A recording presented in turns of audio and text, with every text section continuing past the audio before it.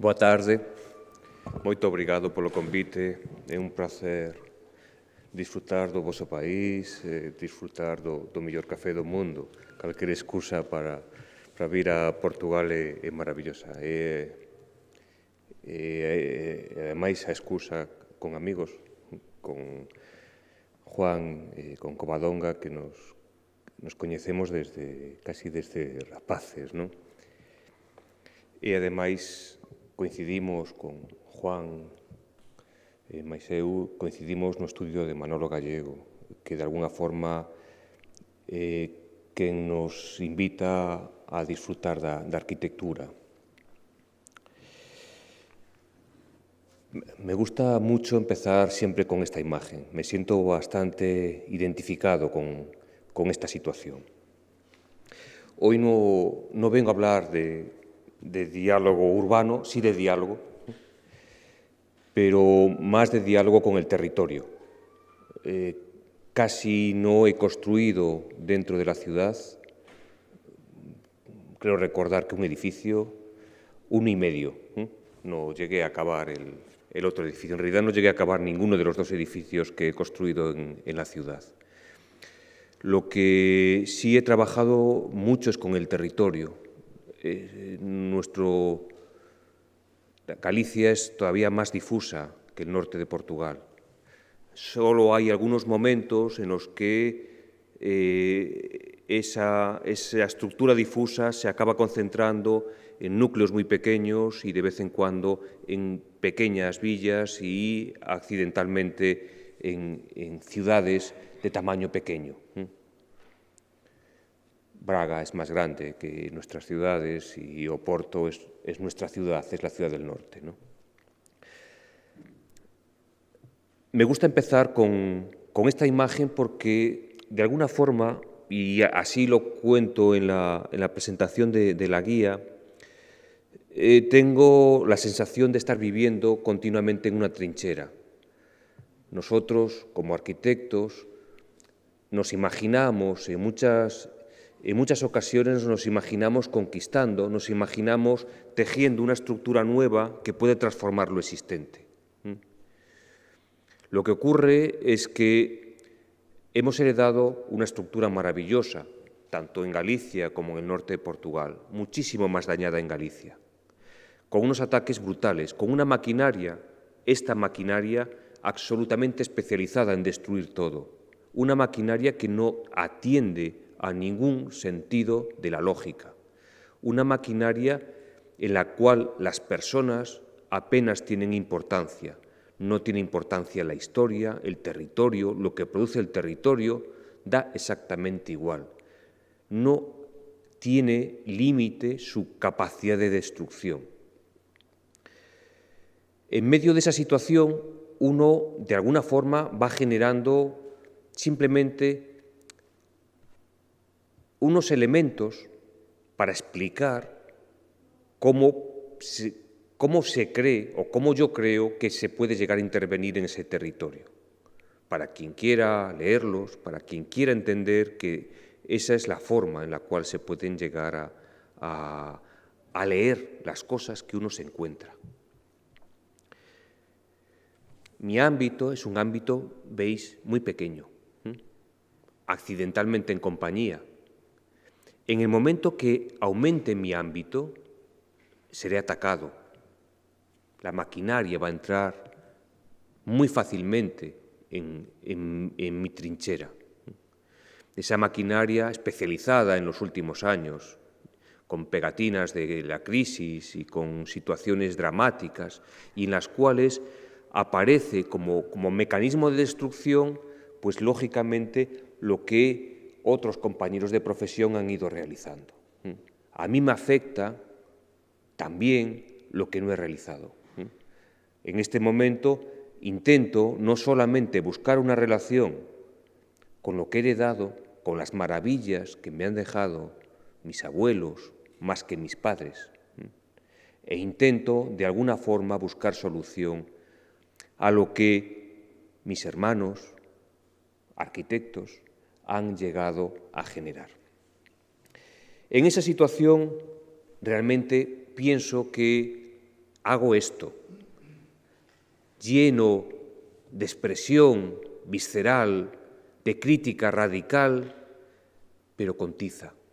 Llega la lluvia y cada mañana, por mucho que me haya empeñado en escaparme del poder, por mucho que me haya empeñado en pintarrajear, en pintar todas las estructuras con las cuales no me siento identificado, llega la lluvia y se lleva todo lo que yo he hecho.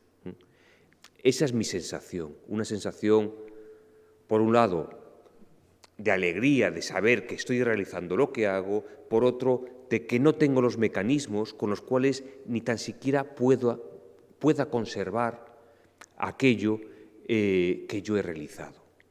Una de mis primeras experiencias, realmente, no sé si decir si alegres o tristes, más bien tristes, es cuando un alcalde de un ayuntamiento, no sé cómo se dice aquí, de una cámara, después de haber estado colaborando en esa cámara y después de haber realizado mi primera intervención urbana en un lugar muy degradado, en uno de los pueblos más feos del mundo, tenemos un ranking difícil, pero si no ocupa el primero, ocupa el segundo.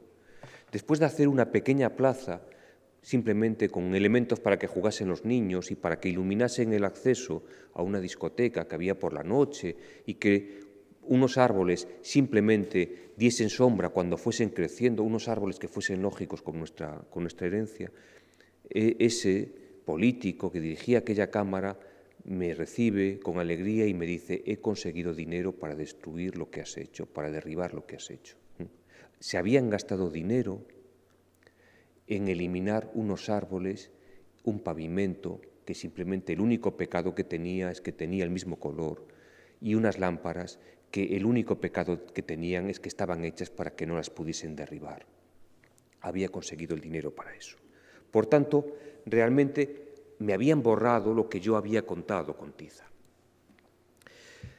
En ese análisis, en esa explicación de cuál es mi relación con el territorio, quiero contaros fundamentalmente casas y unas pequeñas instalaciones deportivas. Esta primera casa es una casa para unos amigos, una casa muy cerca de la playa, pues al lado de cosas que no conviene explicar porque nos están grabando y puedo herir ciertas sensibilidades de alguien que me oiga desde otros países.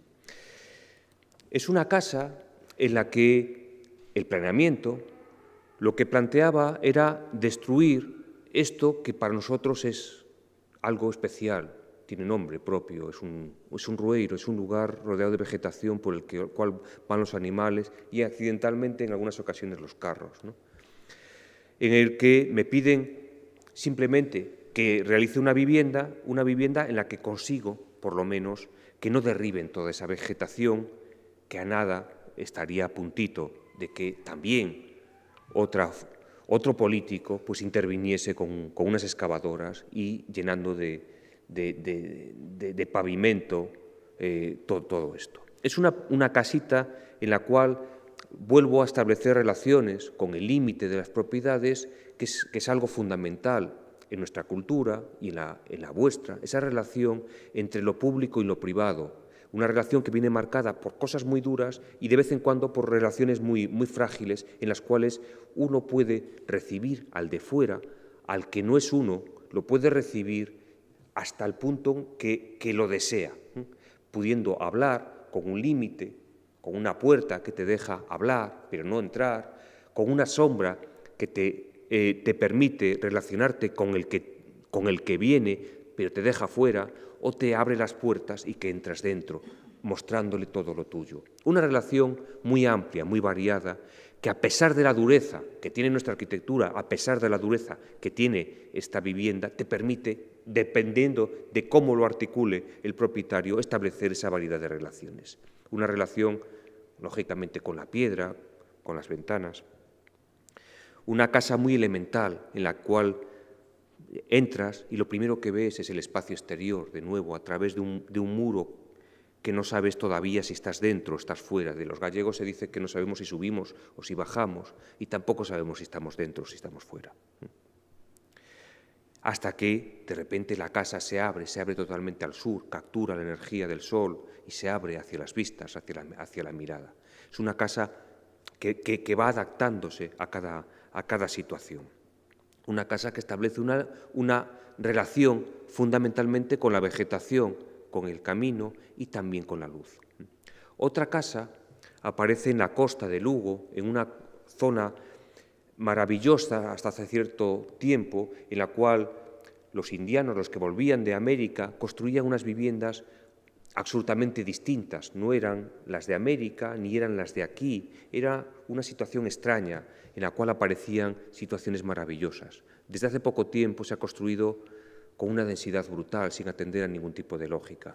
Las casas a medio construir, las casas a medio ocupar o a menos de a medio ocupar, en una suerte de construcción absurda de metros y metros y metros cuadrados. Cuando me encargaron la casa, una casita para unas hermanas que iban alternándose su uso durante el escaso verano del norte de Galicia, que viene a ser días, ni tan siquiera semanas. Yo lo que encontraba allí eran casas a medio construir, y lo único que me interesaba era cuando estaban a medio construir. Cuando estaban construidas eran una situación lamentable de olvido de lo que habíamos tenido en esa zona. Una zona que apenas se había construido porque el viento daba muy fuerte. Unas casas con estructura y antes de acabarla, de definir lo que era la casa, aparecía una gran cubierta que se dejaba caer como si fuese un ovni sobre la casa y que impedía cualquier tipo de relación con lo que podía venir a ocupar aquello. Lo único que se me ocurría era trabajar con la estructura. Por eso hacemos una casita muy elemental que básicamente es estructura, que se va relacionando de una forma u otra dependiendo de hacia dónde tiene que mirar, de hacia dónde tiene que capturar la energía o simplemente del acomodo que tiene que tener en las zonas en las cuales debe tener una relación tranquila de la zona del dormir con el exterior y con el amanecer. Es una casa pensada para que pudiese variarse, adaptarse, sumarse y llegar a formar un conjunto, sobre todo pensado en repetirse. Una casa sencilla, cómoda. Otra vivienda anterior nace en la periferia de Coruña, en una zona en la cual va creciendo. Después de existir en las proximidades unos núcleos muy pequeñitos, van apareciendo viviendas, como podéis ver, muy dispersas. Cuanto más separado pueda estar uno del otro, pues mejor. Cuanto más distinto pueda ser uno del otro, pues mejor.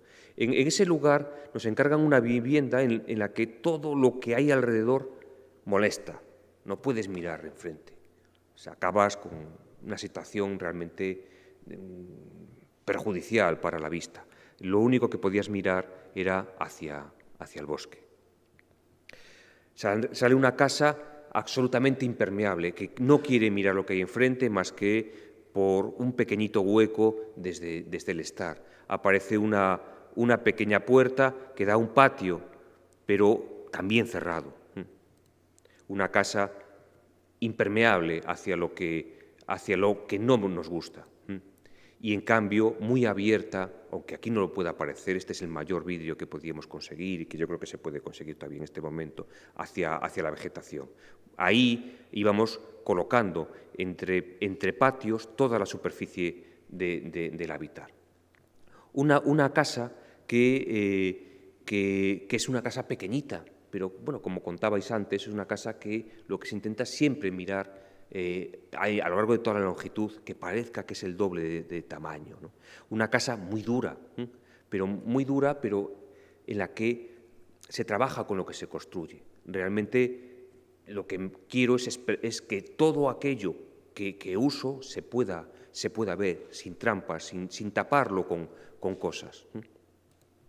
Una casa que se expande a través de esos pequeños patios, una casa bastante antigua.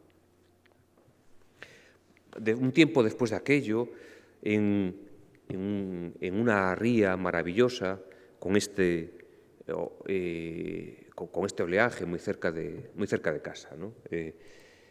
En Monte Branco, donde están los rumorosos, los pinos del Limno de Galicia, moviéndose con un viento importante, con una playa con un agua congelada, en un antiguo embarcadero de wolframio. Desde aquí se sacaba el wolframio para los alemanes en la Segunda Guerra Mundial y también para los aliados. Los alemanes se los llevaban y los aliados tiraban el wolframio aquí para que no se los llevasen los alemanes.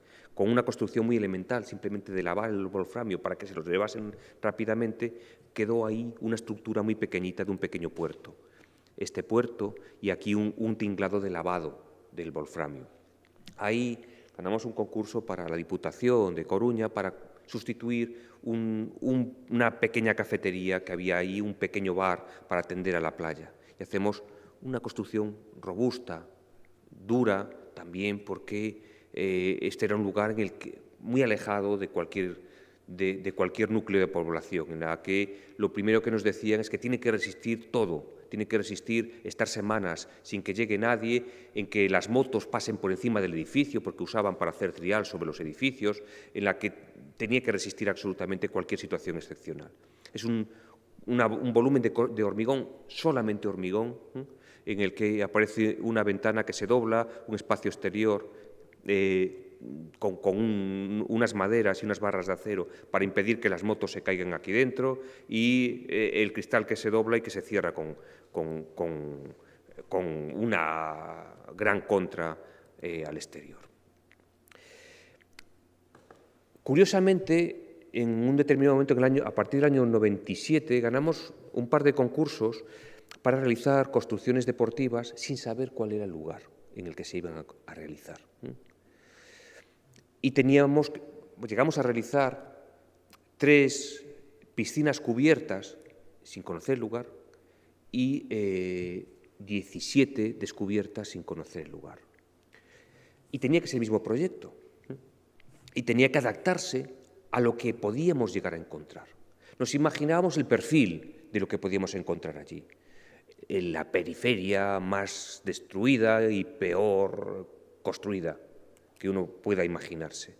Y lo que pensamos es que debíamos construir como se construía antes. Unos grandes muros detrás de los que estaban las casas, de los que estaban sobre todo los árboles, que de pequeños eran los que teníamos que escalar para ir a robar las manzanas, y que eran lo que definían las grandes construcciones que había en el rural o en el entorno de las pequeñas villas.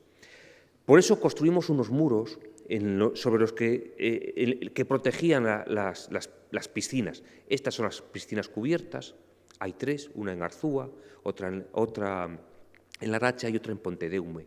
Al final hicimos trampas y, como ya sabíamos los lugares, íbamos adaptando las piscinas a esos lugares. Íbamos adaptando un plan, un proyecto inicial que de alguna forma pues, podía tener ciertas variaciones. Así nacen estas piscinas que, con el negativo de la madera, que es el hormigón, y con el positivo. Tan es así que de vez en cuando usábamos la misma madera para una cosa y para la otra. La sacábamos y la convertíamos en la madera que luego se llegaba a usar. Dentro aparecían esas piscinas cerradas hacia el exterior, en las que aquí iban a nacer unos árboles cuando tuviesen a bien que nos los dejasen plantar, y que la visión era una visión sobre todo interna, sin saber lo que podíamos llegar a encontrar en el exterior. Aprovechábamos la luz, aquí usábamos, ya veis, la misma madera, y cuando teníamos algún sitio donde mirar, abríamos un hueco, evidentemente mirábamos a todo aquello interesante que pudiese estar en el exterior. Esa madera y ese hormigón que acababan siendo casi lo mismo, ¿no? Y dentro pues nos dejaban hacer de todo. Como no había dinero, pues teníamos que inventar todo, los rebosaderos, todas las cosas se inventaban, gracias a Dios, porque no había con qué pagar las cosas que deberíamos haber usado para poder construir una instalación como esta. Esta es lo bueno de no tener dinero, lo malo es que tampoco nos lo daban a nosotros para pagarnos los proyectos, ¿no?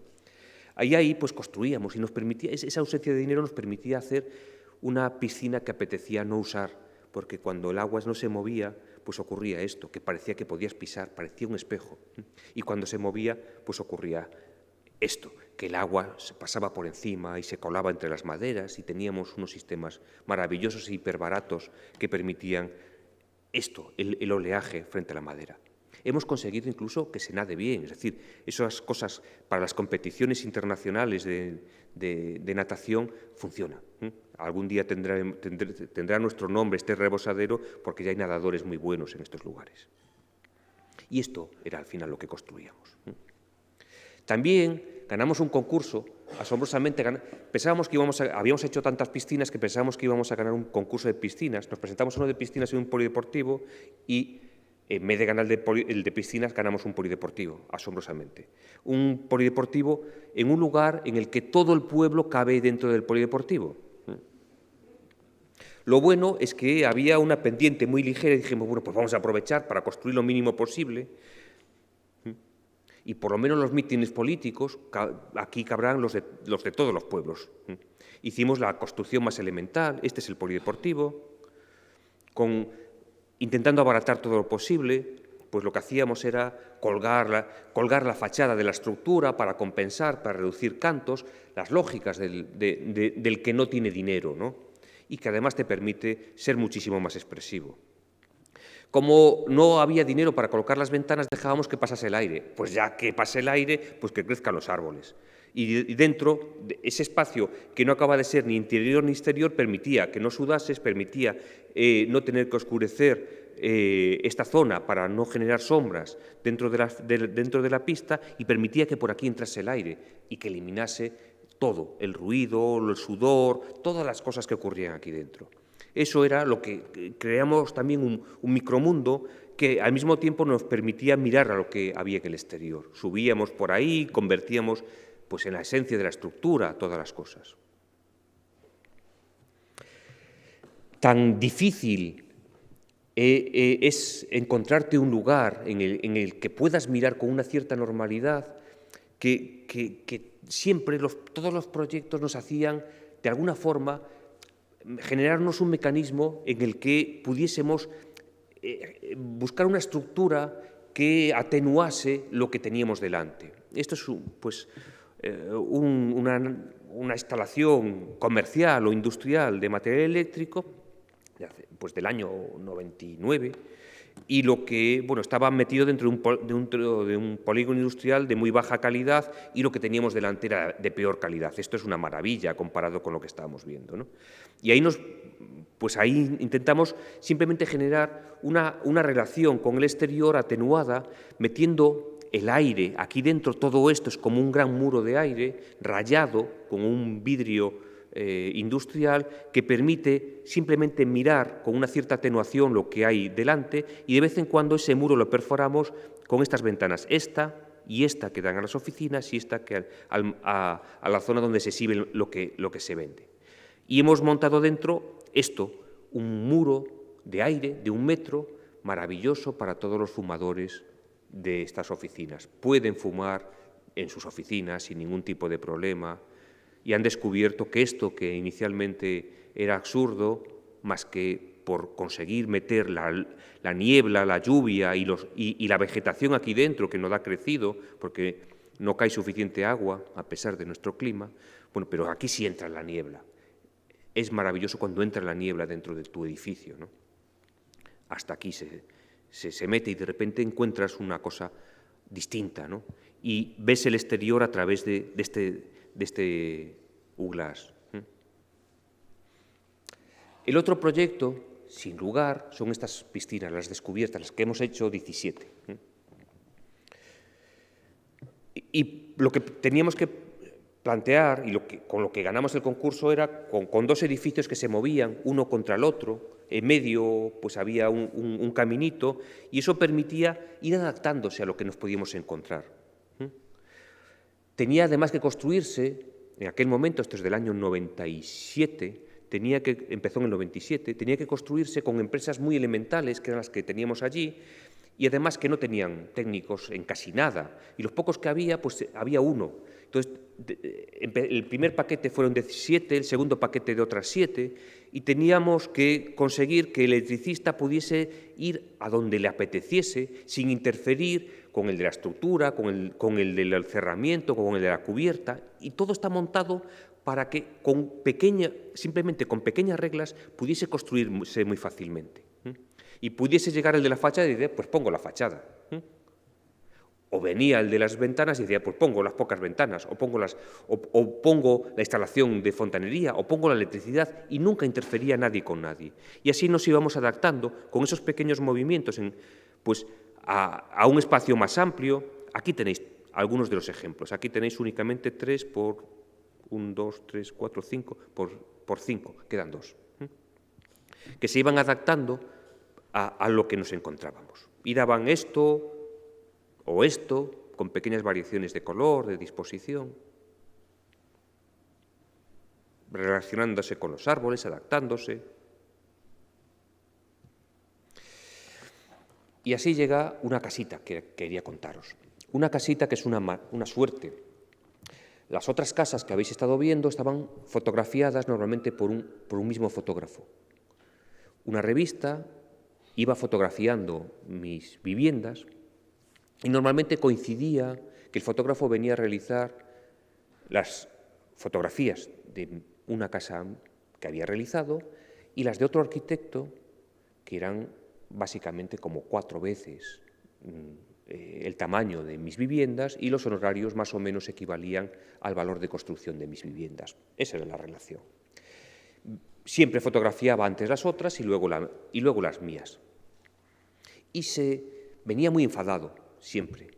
Y de repente se quedaba muy tranquilo y empezaba a fotografiar con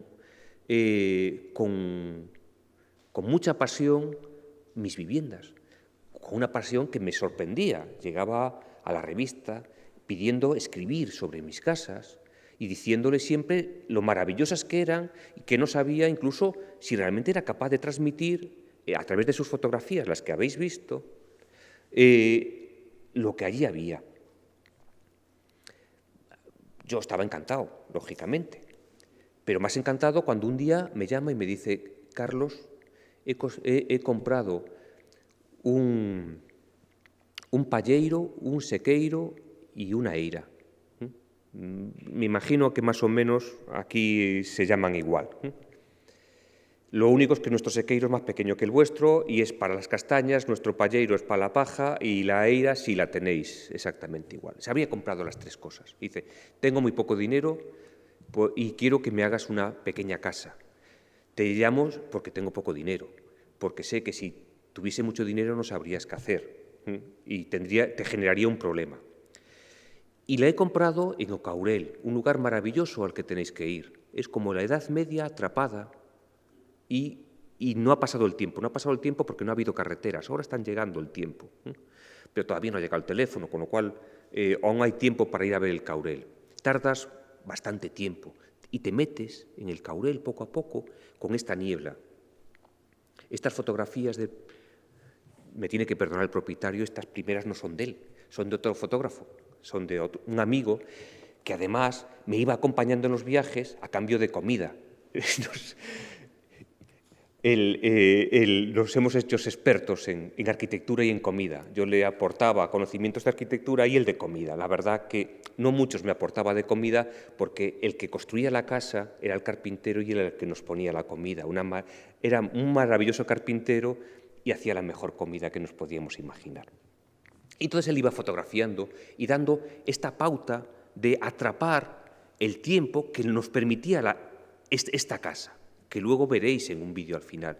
Tan es así que al final he hecho una exposición a través de la mirada de este segundo fotógrafo, de Bari Caramés, que muestra desde los ojos de un fotógrafo que no es de arquitectura, que viene más del mundo del arte, muestra la visión a través de unas fotografías absolutamente desvaídas, difuminadas, una arquitectura que se queda en la esencia a través de sus ojos. Ahí llego en este lugar en el cual todavía se conserva esto. Se conservan unas estructuras maravillosas en las que todo lo que hay atrapa el tiempo. todo. Esto ya no existe. Pero era maravilloso. Cuando llegué todavía existía. Había madera, pero madera de cientos de años, o por lo menos algún ciento de años. Y una pizarra que de vez en cuando se convertía casi en acero, parecía, o en alguna cosa, no sabías lo que era. Y la madera casi era un fósil. Esto lo íbamos fotografiando, el fotógrafo Ángel Baltanás y yo. E íbamos poco a poco convenciéndonos, para mí, yo con unos apuros tremendos, ¿no? Es decir, era construir la casa a un fotógrafo que era aparejador y que su hermano era arquitecto. En una situación en la cual no sabía muy bien cómo podía salir de esta difícil tensión. Por lo menos pensaba que nos lo podíamos pasar bien y que podíamos llegar y atrapar todavía aquello que había en ese lugar. Todo esto íbamos descubriendo en un mundo en el cual todo había que aprovecharlo. Toda la madera se reutilizaba, toda la piedra se reutilizaba y teníamos esa sensación de que todo se iba desgastando, desgastando y desgastando y nos permitía leer muy fácilmente el tiempo que había pasado. Esto, yo de pequeño lo tenía en las mesas en las cuales se servía el pulpo, vuestro polvo, nosotros en platos de madera, y después de comer el pulpo, en la casa de comidas de mis tíos, pues teníamos que limpiar con lejía, sin ningún tipo de problema, lógicamente, como tienen que hacer los niños, sin peligros y esas cosas que hoy en día no nos dejan hacer. Limpiábamos con lejía y aparecían los nudos. Aparecían estos nudos que en el norte de Europa aparecen por desgaste simplemente de pasar con los pies, ¿no? Esa sensación de aprovechar todo, de que si había madera, ahí quedaba como un sándwich, no pasaba nada, ahí quedaba, fosilizada. Esto es la parte de la casa. Y cuando encontrabas algo extraordinario, lo usabas y lo mostrabas. Lo difícil allí era encontrar cuarzo, lo que es pizarra, mucha pizarra. Y ese cuarzo, ¿dónde se ponía? En el lugar más importante, donde contabas y expresabas la gravedad. Ese lugar en el cual esa cubierta casi punky que muestra los pelos ahí arriba y que un pelo se agarra con el otro, en el punto en el cual hay que poner un peso para que eso no se levante, se pone un cuarzo, un maravilloso cuarzo como lo más precioso, dándonos cuenta de que aquello que tenemos al lado, en cuanto a excepcional, pero no por su valor, tenemos que mostrarlo.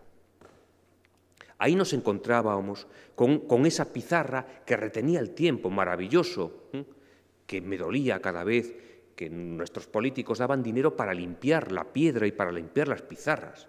Imaginaros, o sea, el tiempo maravilloso retenido con la vegetación, con todas las cosas, y alguien nos paga para que olvidemos el tiempo que ha pasado ahí. Un lifting, vamos, terrible. Este era el sequeiro, veis que el sequeiro, este solamente, veis que no se parece a vuestros sequeiros, ¿no? Aquí delante está la eira, maravillosa, como mi apellido, ¿no? Que es simplemente de las mismas pizarras colocadas en horizontal. La eira es pública, de propiedad privada. Es maravilloso ese punto en el que no se sabe lo que va a ocurrir, dónde está lo público y dónde lo privado. Aquí se hacen las fiestas, aquí es donde se sacaba la paja. Y este era el palleiro que habían alterado un poco o bastante y donde teníamos que hacer la casa, y había sido una casa pequeñita antes. Esto es lo que hay, este es el árbol que no conseguimos conservar, este lo intentamos y el de delante casi lo tenemos conseguido y nos lo cortaron un día. No era nuestra propiedad. Y ahí teníamos esto dentro. Este es la aldeíta y este es el palleiro y delante ya veréis el espectáculo de la naturaleza. Con una pendiente brutal. Por aquí te descuidabas y caías, pero caías peligrosamente. Esto está sin exagerar. Y delante la vegetación maravillosa. Dentro, bueno, pues era esto lo que conservábamos, los muros, tal cual, hasta los muros de piedra. De ahí para arriba lo tirábamos y construíamos con la madera, como debía hacerse, como pensábamos que debía hacerse. Debajo están los dormitorios y arriba está el estar. A un fotógrafo tienes que darle la vida mirando el exterior. Y debajo, como en la casita de Domínguez, de Alejandro de la Sota, ¿recordáis con aquellos dibujos de Sarinen? Espero que la conozcáis, una casa maravillosa de Sota, en Pontevedra, de Alejandro de la Sota. Él ponía a través de 2 burbujas debajo el dormir y arriba el estar. Hacíamos lo mismo, no hacíamos nada nuevo, porque a lo mejor lo hacíamos peor, ¿no? Y era tan pequeña la casa que, bueno, pues debajo se compartimentaba lo mínimo, ¿no? Es decir, que había una escalera de milagro metiéndonos dentro de los muebles, porque si no, no podíamos meterla. Dormitorio principal, un bañito, y el dormitorio inicialmente para la suegra y más tarde para los niños. Era tan pequeño que lo convertimos en algo maravilloso para los niños. Y arriba empezaba uno a subir poco a poco, y estaba el estar y seguía subiendo. Primero estaba la entrada, seguía subiendo, estaba el estar y luego estaba la cocina, siempre como en una espiral. Aprovechábamos lo que había, la pizarra, los muros.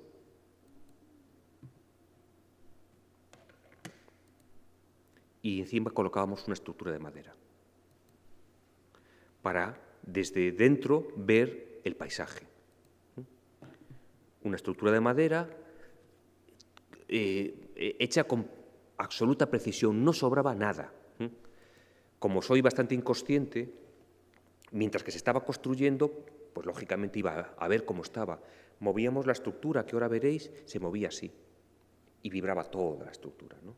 Hasta el último día que estaba todo colocado y dejó de vibrar. Ahora es sólida. Bueno, ahí vais viendo cómo va subiendo la casa, ¿no? Y arriba es un espacio único, simplemente separado por cambios de nivel.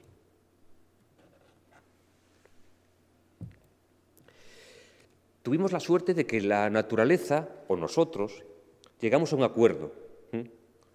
Y la naturaleza se vestía de estructura, igual que nosotros, ¿no? Y jugábamos a lo mismo. Es decir, bueno, pues ahora nos hemos quedado en lo esencial. Y hacíamos nuestra estructurita. E íbamos a su mismo ritmo. Y de repente llegaba el verde, llegaba nuestro verde. También nos habíamos adaptado al color. Dejábamos ver la estructura dentro y fuera, sin ningún tipo de complejos. Así era la casa. Así cuando estaba en obra y así queríamos que fuese cuando estaba acabado. Ya sabéis de qué es el verde, ¿no?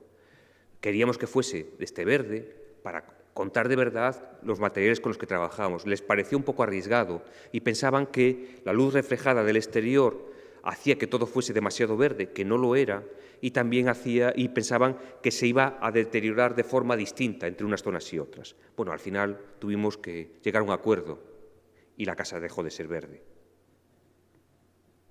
Aquí vais viendo cómo se va haciendo la estructura y esto se movía mucho. Íbamos rigidizando para eliminar el susto y para pensar en que no había problemas. Cuando aparecía la ventana, porque es muy importante la ventana, siempre hemos compuesto con la ventana, yo no sé por qué hemos dejado de componer con la ventana y la puerta. En realidad la casa esta es una casa de niño pequeño, tiene una puerta, tiene una chimenea, tiene un camino. Y como soy vago, tiene una ventana, pero grande, contando de verdad lo que es. Esta ventana para ver lo que hay afuera. Aquí veis en la construcción esa relación con el verde. Es decir, queríamos que ocurriese esto. Y aquí esa extensión desde la entrada, desde esta cota, hasta el estar y hasta la cocina. Esta es la prueba que quisimos hacer en un determinado momento. Queríamos que la casa por dentro, en vez de ser con tableros industriales, fuese con esto, con un cesto, con un trenzado de cesto. Pero no llegamos a poder producir, teníamos ya todo, el artesano, teníamos apalabrado, el secado de la madera, teníamos bastante. No pudimos hacerlo porque no daba tiempo. Hoy el carpintero, hace una semana, me mandó las fotos maravillosas por WhatsApp, en las cuales ya había construido con esto, dándome las gracias por haberle estimulado a estar trabajando con esto. Al final, la prueba que hicimos quedó ahí. Y los dueños duermen todos los días recordando que su casa había podido ser así. Y la casa fue haciéndose de una forma muy elemental. La puerta, que se ve un poco. un pequeño sitio para que ventile, el lugar para subir y entrar en la vivienda, y delante esta vegetación. Teníamos que mirar hacia aquí. Y al mismo tiempo teníamos que separarnos de la aldea, porque ahí era donde teníamos que establecer una relación más tranquila con los vecinos. Se cierra hacia los vecinos y se abre hacia el paisaje.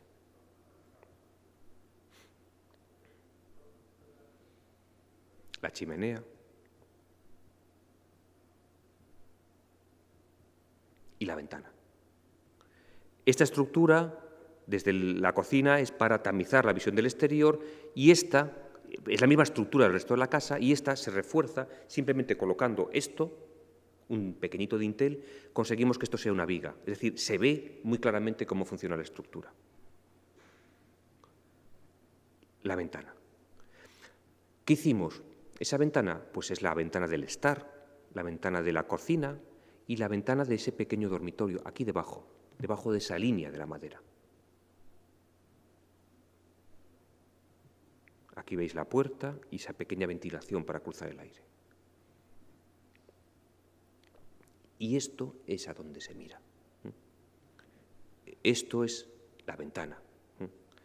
Tan importante es la ventana, si ponéis mi nombre en YouTube y ponéis ventana de emergencia, las de los trenes, las de los autobuses, hay un vídeo que es esto. Es intentar explicar a través de fotos, a través de imágenes que iba haciendo cada vez que volvía en tren desde Pamplona, de donde estaba dando clase, a Coruña, iba haciendo fotografías y narrando una relación que yo no quiero olvidar con el exterior, porque en el exterior nos podemos encontrar con esto o con otras maravillas. Dentro ya veis que es la expresión de la estructura, simplemente que pintada, y ahí van ocurriendo estas cosas, ¿no? La cocina, esto de aquí, aunque no lo creáis, es el comedor, donde se come, y aquí es el estar. Por aquí se baja, uno se mete debajo del mueble de la cocina, porque si no, no puede llegar abajo. Y aquí está el comedor, la cocina y el estar. Y los pequeños muebles, esto es la estructura, sin esto se cae, y ocurren estas cosas.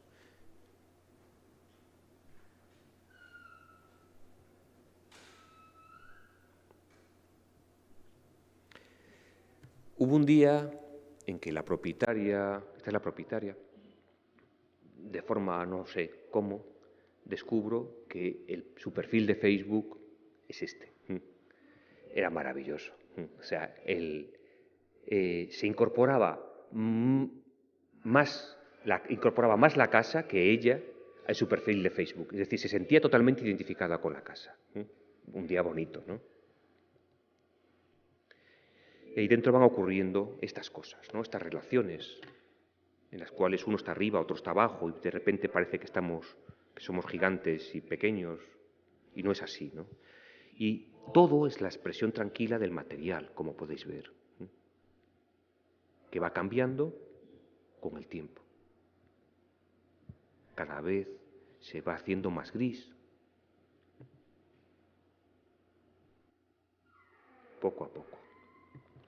De las pocas decisiones que tuvimos que tomar, una fue esta. Bueno, hubo miles, ¿no? Pero esta fue la más divertida. Por aquí iban las vacas.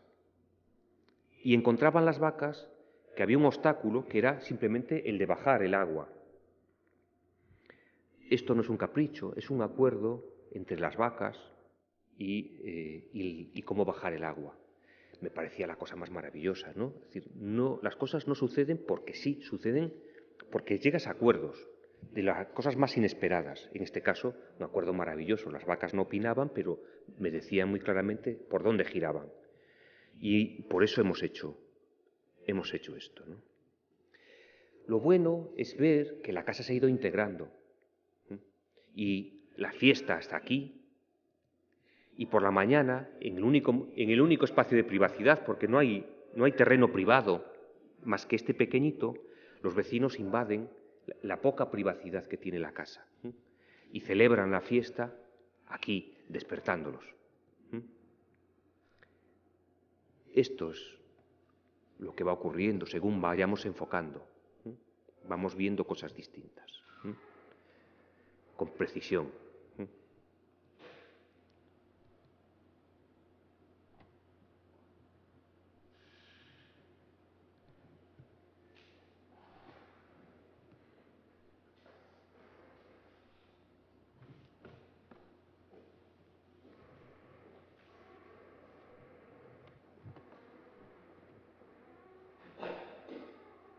No está el sonido.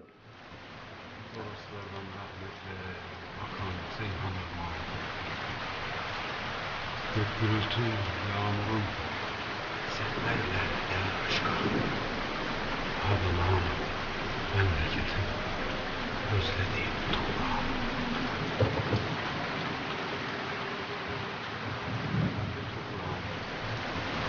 Oraslardan rahmetle akan Seyhan Irmağı. Gök gürültü, yağmurun sellerle aşkan. Adınam, memleketim, özlediğim toprağım. Bereketli toprağım, Toroslardan rahmetle akan Seyhan Irmağı. Gök gürültü, yağmurun sellerle aşkan.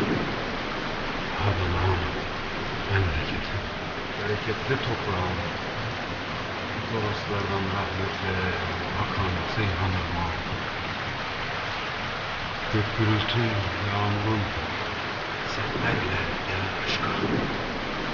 Adınam, memleketim, özlediğim toprağım.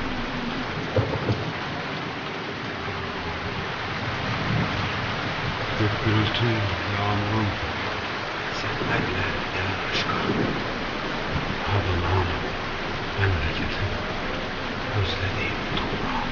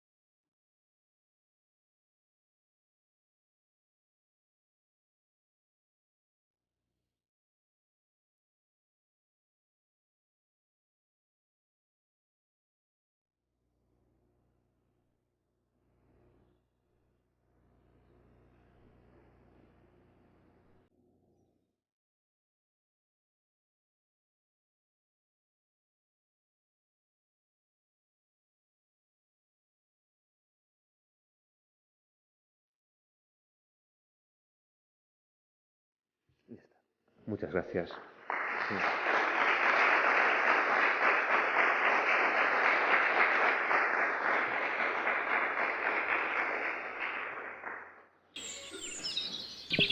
Sacar los pájaros porque ya...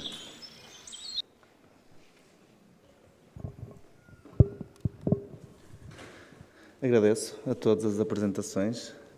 Abriria agora a conversa a todo o auditório. Não sei se gostariam de colocar alguma questão aos arquitetos. Não. Eu colocaria uma questão. Pode ser? Hoje as cidades vivem muito do turismo e esse mesmo turismo procura entender a memória local. Mas, em contraponto, parece que não construímos de acordo com essas premissas locais. Carlos Quintanes, no prólogo do livro do guia, dá Santiago de Compostela como um bom exemplo de como as atitudes assertivas superam os equívocos e que a vontade de fazer boa arquitetura é absolutamente consciente, sendo hoje um exemplo de como se deve pensar a cidade. A minha pergunta seria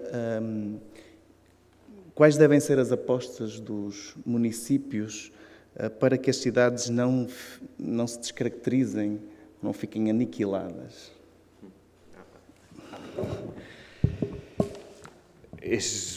Realmente es muy difícil, ¿no? Es muy difícil porque pensemos que ejemplos maravillosos de intervenciones en el momento en el que varía la cantidad de turistas que puede recibir la ciudad, puede transformar por completo lo que allí ocurre. Por tanto, hay un equilibrio que quizá el caso más extremo es Venecia, se ha perdido. No hay nadie del lugar, queda muy poca gente del lugar para poder encontrar algo que tenga que ver con el lugar, conservando la esencia. Es decir, nadie puede decir que no se haya conservado la esencia de Venecia, se ha conservado a cualquier precio, ¿no? Y se ha llevado todo lo que no cabía en Venecia, se ha llevado a Mestre.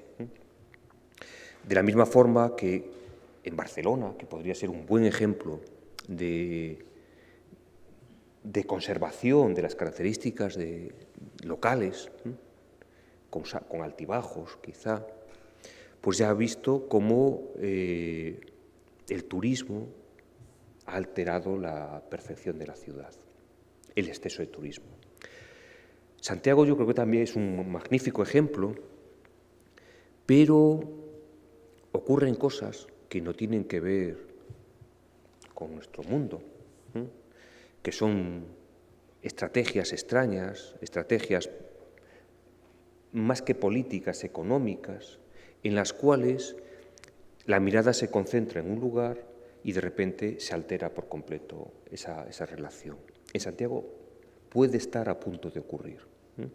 En cualquier momento puede ser centro de visitas masivas y se puede producir la destrucción de la conservación del lugar, conservando las mismas características. Posiblemente no tengamos la posibilidad como planeta, ¿no?, de tener tantos lugares en los cuales se concentre esas visitas y otros lugares puedan estar un poquito menos dañados.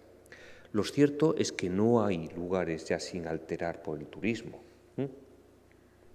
Mi aldea ha dejado de ser un lugar apartado del mundo que no aparecía en ningún mapa a que de repente aparecen turistas. 2 turistas en mi aldea alteran más que 10.000 en otros lugares, ¿no? Y puede alterar por completo eso. Yo creo que todo lo que podemos hacer es encontrar cuál es la esencia que tenemos en el lugar. Todo el mecanismo económico lo que tiende es a unificar en este momento. Y realmente lo que nos diferencia, lo que diferencia a Braga de otros lugares, de Porto, sin ir más lejos, todo aquello que le diferencia deberíamos llegar a conservarlo. El problema está en que nos enfrentamos a que esa conservación ya no solamente es un problema de relación con la cantidad de gente que viene, sino que es un problema de relación con las leyes. Las leyes son globales, se parecen mucho vuestras leyes a nuestras leyes y se parecen demasiado a las alemanas. Por tanto, si son buenas las leyes para los alemanes, no deben ser buenas para nosotros. Podría parecerse nuestras leyes a las vuestras, pero no deberían parecerse nada a las de Lisboa o las de la Alentejo, ¿no? Porque si se parecen, tenemos un problema. Y se parecen demasiado. Por tanto, lo primero que tenemos que darnos cuenta es de que ya no solo, de que los problemas nuestros problemas son los problemas globales. Es decir, el comercio es global, lo inunda todo, Nuestras calles son las mismas calles en todos los lugares del mundo, en los comercios. El turismo es el mismo, señores con pantalones cortos y con cámaras cada vez más grandes y con unos bolsos y poco dinero, porque el turismo tiene poco dinero. Y las leyes también son globales. Por tanto, yo creo que la única forma de separarse de eso es siendo cada vez más local, siendo cada vez más diferente. Y es la única opción, me parece. Aún así, no prometo la salvación, ¿no? No sé si quieren hacer algún comentario. No, bueno, sí, un poco lo que contaba al principio, de interpretar lo local, ¿no? Lo local tiene que ser capaz de, reivindicando lo suyo, ¿no?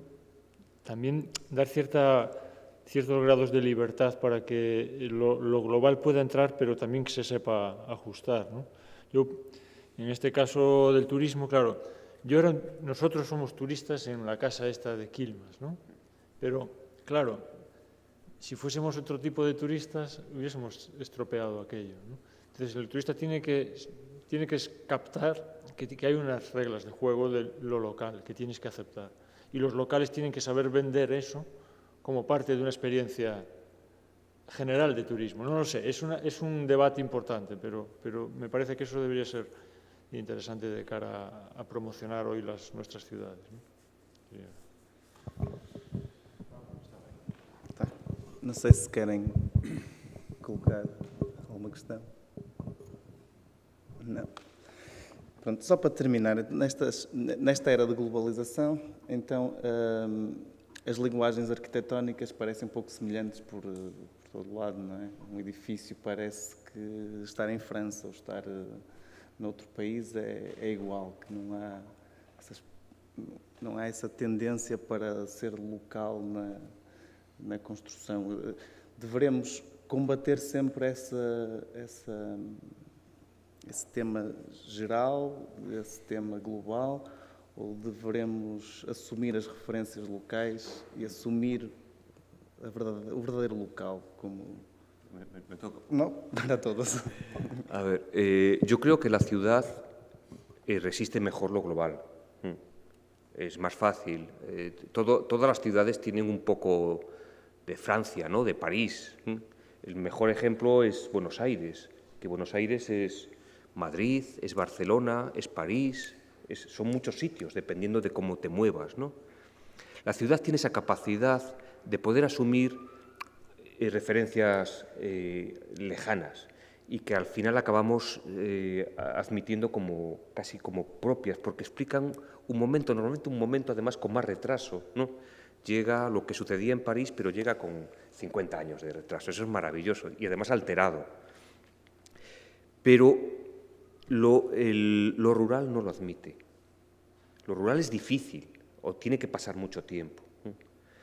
Nosotros los mejores ejemplos en los cuales ha ido con el paso del tiempo admitiéndolo es la arquitectura de indianos, la arquitectura que ha venido de América y que, como estaba fuera, llegó un momento, y con mucha vegetación, llegó un momento que se acabó identificando.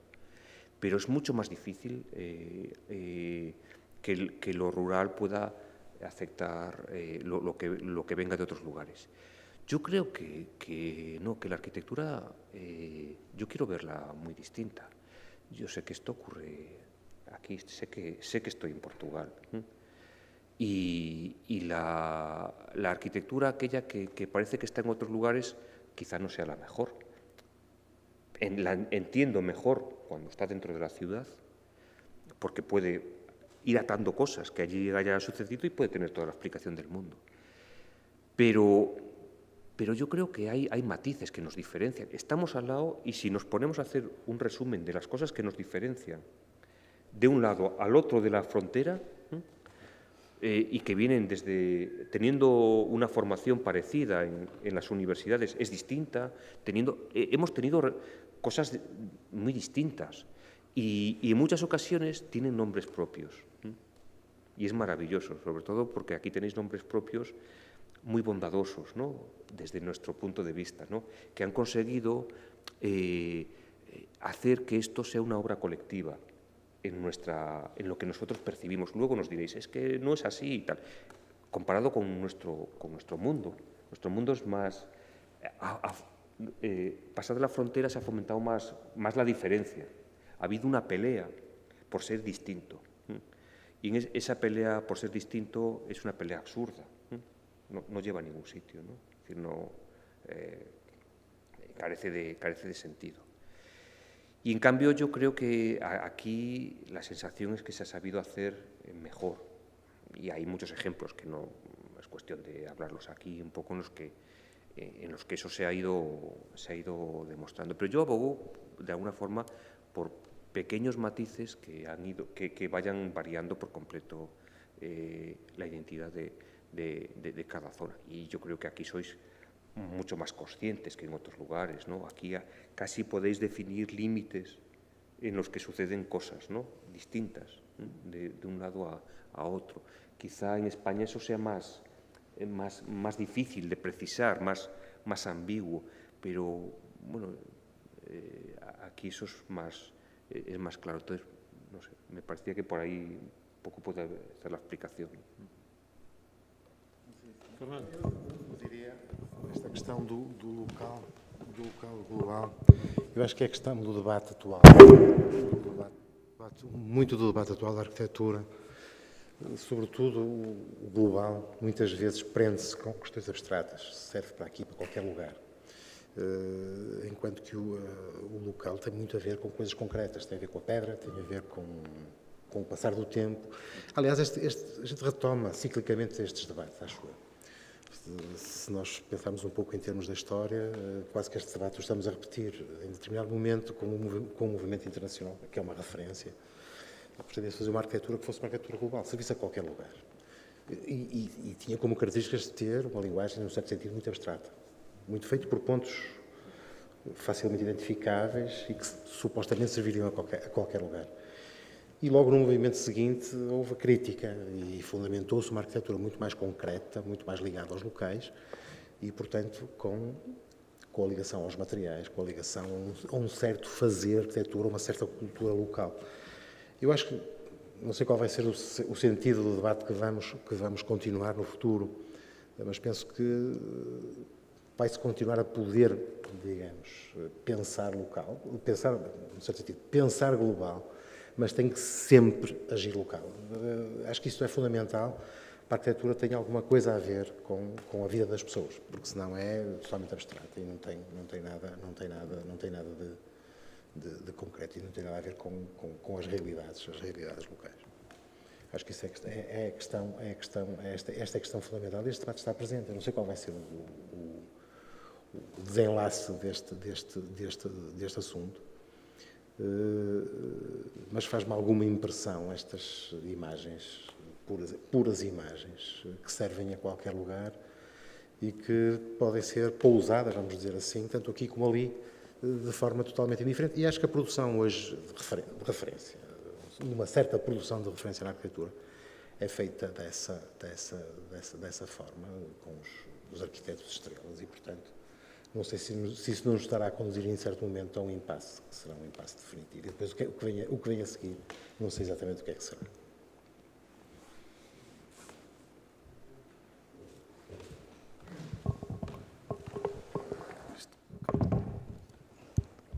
No, bueno, yo creo que en las charlas también que hemos tenido hoy, ¿no? Hay una cuestión importante que relaciona siempre lo local con la arquitectura, que es el paisaje, ¿no? El tema del paisaje, la interpretación del paisaje. Eso es un tema que ahora está bien volver a reivindicar y hablar de naturaleza, de paisaje, ¿no? Porque es precisamente lo que puede reinventar, en cierto modo, una arquitectura que se estaba yendo hacia lo más genérico, ¿no? Y centrarla en el debate más local. Es decir, la interpretación del paisaje que hacemos cada uno de nosotros, ¿no? en nuestros lugares es clave.